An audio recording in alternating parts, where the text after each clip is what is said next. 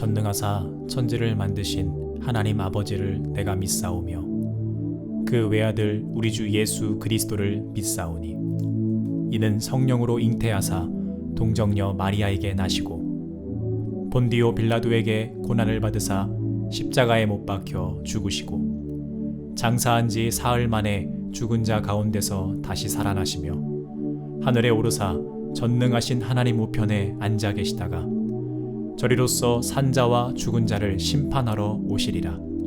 성령을 믿사오며 거룩한 공회와 성도가 서로 교통하는 것과 죄를 사하여 주시는 것과 몸이 다시 사는 것과 영원히 사는 것을 믿사옵나이다. 아멘.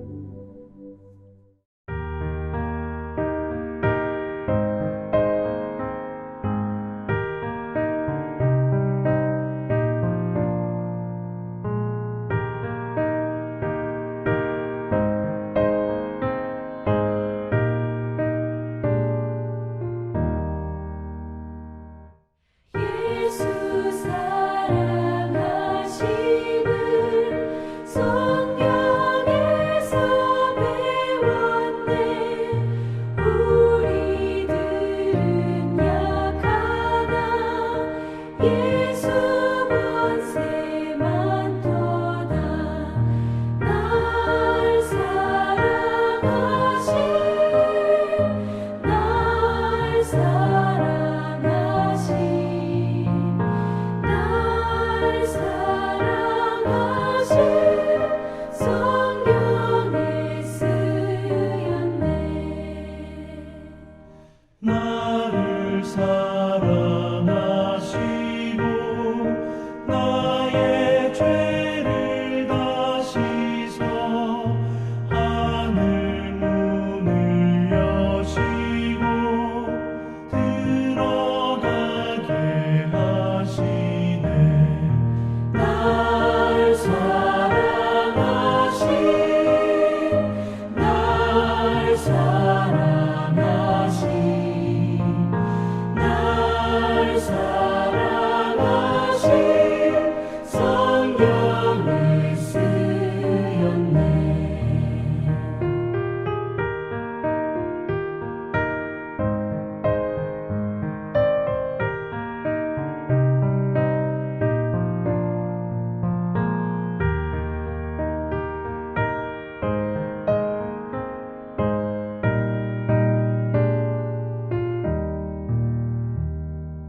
내가 연약할수록 더욱 귀히 여기사 높은 보좌 위에서 낮은 나를 보시네. 날 사랑하신 날 사랑하신 날 사랑하신 성경에 쓰였네. 세상 사는 동안에 나와 함께 하시고 세상 떠나가는 날 천국 가게 하소서. 날 사랑하신 날 사랑하신 날 사랑하신 성경에 쓰였네. 아멘.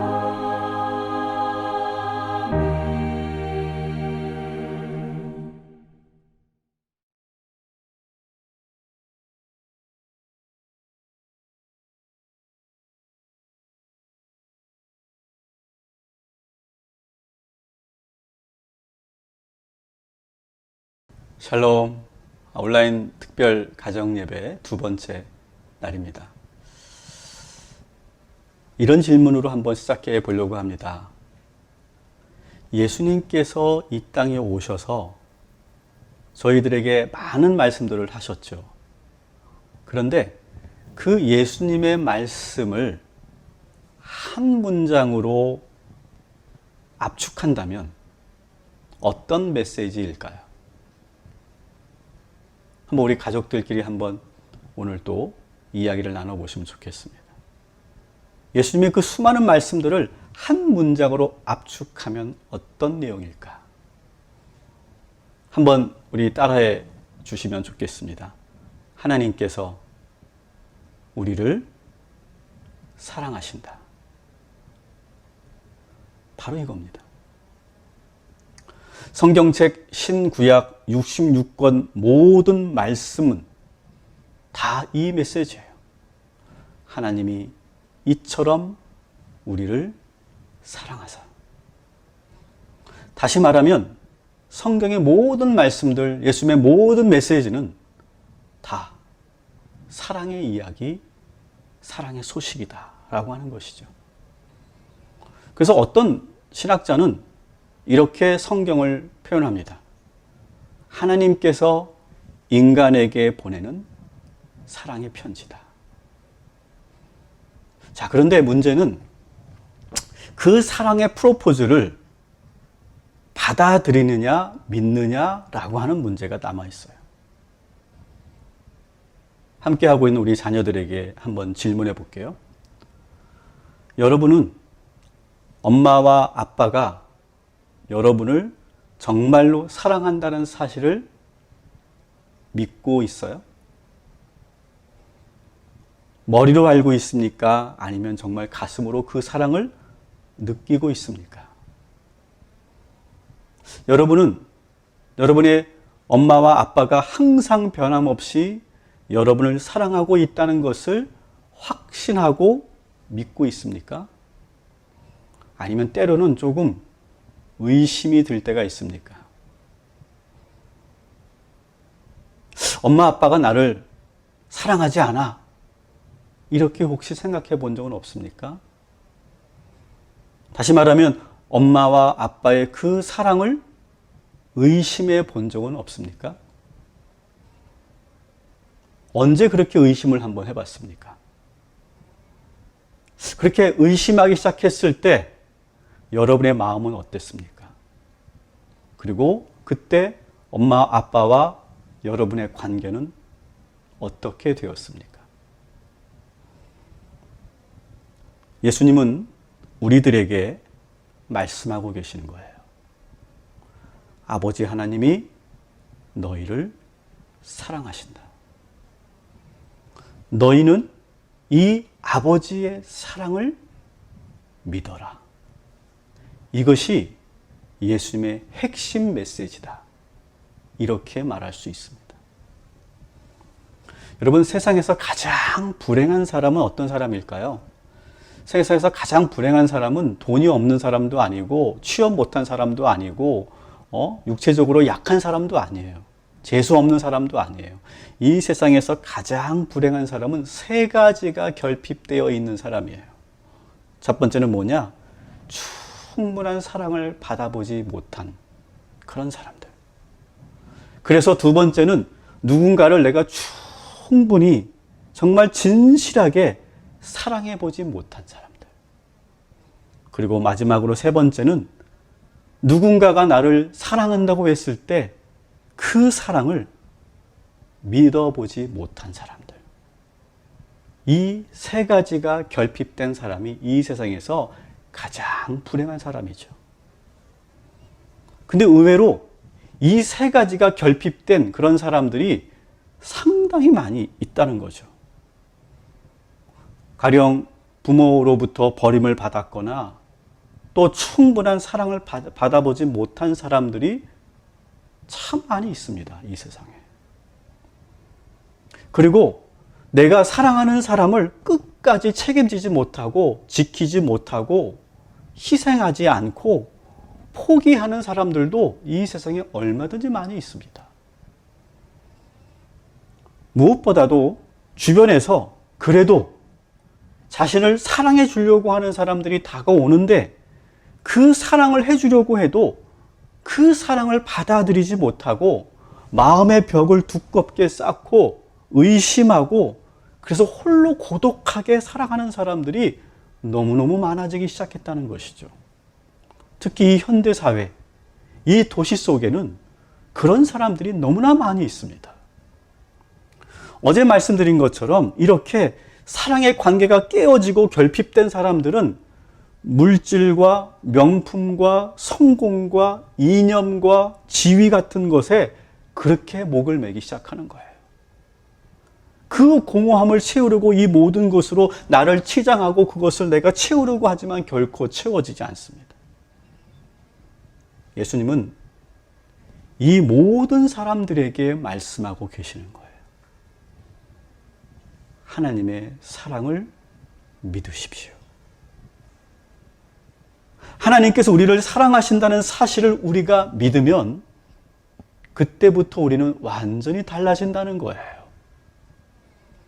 마치 처음 연애를 하는 연인들이 사랑하면서 그 관계가 시작되면서 서로가 완전히 달라지는 것처럼 진짜 사랑, 그 하나님의 사랑을 믿고 내가 그것을 받아들이면 완전히 다른 사람으로 변하게 된다는 것이 바로 기독교의 원리라는 것이죠.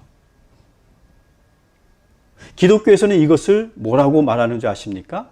바로 이것을 구원이라고 말해요. 사랑받지 못하고 사랑을 믿지 못해서 그 외로움의 깊은 웅덩이에 빠져 있던 사람이 그 사랑을 믿는 순간 그 죽음의 웅덩이에서 건져 올려지는 경험. 이것이 바로 구원인 것이죠.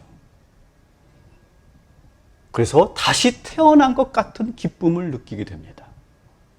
이것을 기독교에서 뭐라고 합니까? 거듭남이라고 말하는 거예요. 기독교가 사용하는 모든 개념은 이렇게 관계라고 하는 이 키워드로 다 풀려질 수 있는 개념들입니다. 하나님과의 관계가 회복되는 것, 하나님의 사랑을 확고하게 믿는 것을 구원이다, 이렇게 말씀드렸듯이, 자, 그러면 영생이라고 하는 개념은 뭘까요?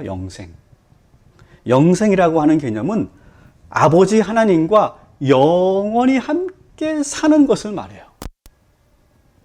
하나님의 사랑이 영원히 지속되고 그 사랑 안에 거하면 영원히 내가 죽지 않고 사는 것 같은 말로 표현할 수 없는 기쁨과 만족을 느끼게 되는 상태, 이것을 바로 영생이다, 이렇게 말하는 것이죠. 반대로 죽음은 뭘까요? 죽음은 생물학적인 사망 선고를 말하는 것이 아니에요. 성경에서 말하는 죽음은 하나님과의 관계가 깨어진 상태를 죽음이라고 말하는 거예요. 그래서 홀로 하나님 없이 이 세상에서 버려진 상태로 살아가는 사람들은 다 죽었다라고 보는 것이 기독교의 관점이죠. 여러분, 로마서 6장 23절에 보면 이런 구절이 있죠. 죄의 삭은 사망이다 라고 하는 구절이 있어요. 여러분, 여기서 죄의 개념도 우리가 분명하게 하고 지나갑시다. 이 죄가 무서운 이유가 뭡니까? 죄를 지으면 하나님과의 관계가 단절되죠. 그래서 죄가 무서운 거예요. 비윤리적이고 도덕적이지 못해서 혹은 처벌을 받기 때문에 감옥에 가기 때문에 전과자가 되기 때문에 죄가 무서운 것이 아니라 죄를 지으면 하나님과의 관계가 단절된다는 것이죠. 창세기에서 아담이 선악과를 따먹고 죄를 짓고 어떻게 합니까? 하나님 앞에서 숨습니다. 나무 뒤에 숨으면서 옷으로 몸을 가리고 하나님과 거리를 두게 되죠. 이렇게 죄 때문에 하나님과의 관계가 멀어진 상태, 그것을 바로 성경에서는 죽음이다, 이렇게 말하는 겁니다. 그래서 죄의 삭은 사망이다 라고 말하는 것이죠. 이렇게 기독교의 모든 개념은 관계라고 하는 이 키워드로 모든 것을 설명할 수 있게 되는 것이죠.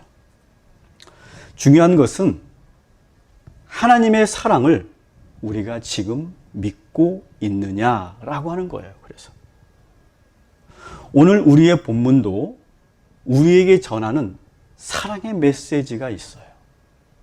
사도 요한은 우리들에게 하나님께서 우리를 얼마나 사랑하시는지를 지금 전해주고 있어요. 오늘 본문에서. 그리고 예수님께서는 이 땅에 오셔서 그 사랑을 몸으로 보여주셨음을 이 구절에서 증언하고 있죠. 자, 한번 요한일서 4장 9절부터 10절까지의 말씀을 우리 또 같이 한번 읽어봅시다. 하나님의 사랑이 우리에게 이렇게 나타난 바 되었으니 하나님이 자기의 독생자를 세상에 보내심은 그로 말미암아 우리를 살리려 하심이라. 사랑은 여기 있으니 우리가 하나님을 사랑한 것이 아니요 하나님이 우리를 사랑하사 우리 죄를 속하기 위하여 화목제물로 그 아들을 보내셨습니다. 아멘. 오늘 말씀을 잘 보십시오. 하나님의 사랑은요, 관념적이지 않습니다. 추상적이지 않습니다. 구체적이에요. 어떻게 구체적입니까? 독생자 예수를 이 세상으로 내려보내십니다. 그리고 그 사랑을 실행에 옮기셨어요. 그리고 이 땅에 오신 예수 그리스도는 이 땅에서 아버지의 사랑을 십자가로 증거하고 있어요. 그 사랑이 얼마나 큰지를 증명해 보이고 있다는 것이죠. 여러분, 내가 그리스도인인가 아닌가를 구별하는 분명한 기준점이 있는데 그것이 바로 뭐냐?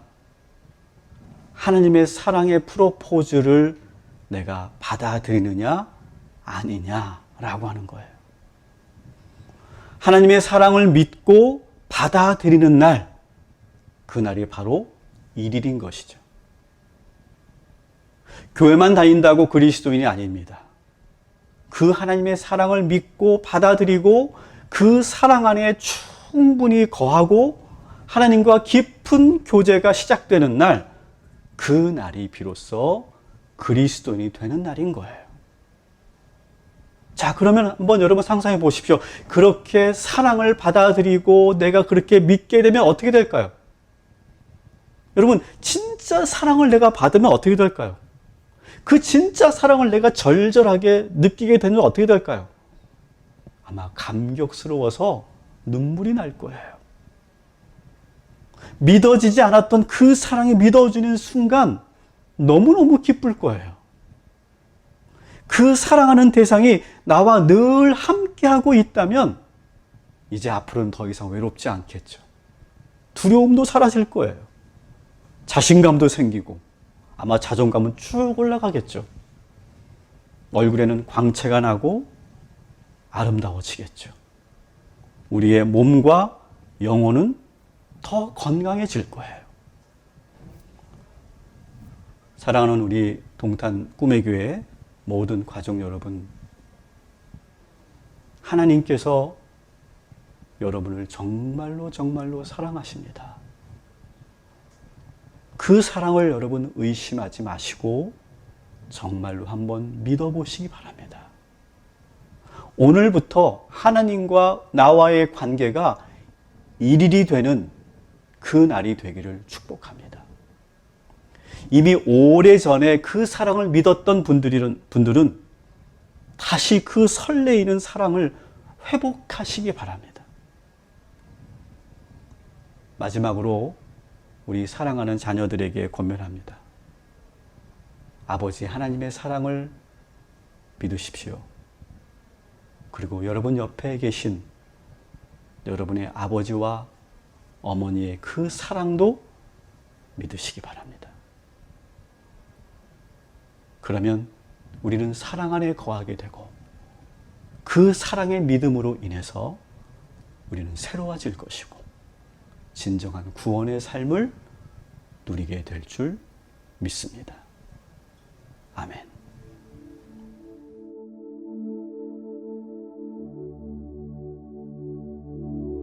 하늘에 계신 우리 아버지여, 이름이 거룩히 여김을 받으시오며 나라가 임하시오며 뜻이 하늘에서 이루어진 것 같이 땅에서도 이루어지이다. 오늘 우리에게 일용할 양식을 주시옵고 우리가 우리에게 죄 지은 자를 사하여 준 것 같이 우리 죄를 사하여 주시옵고 우리를 시험에 들게 하지 마시옵고 다만 악에서 구하시옵소서. 나라와 권세와 영광이 아버지께 영원히 있사옵나이다. 아멘.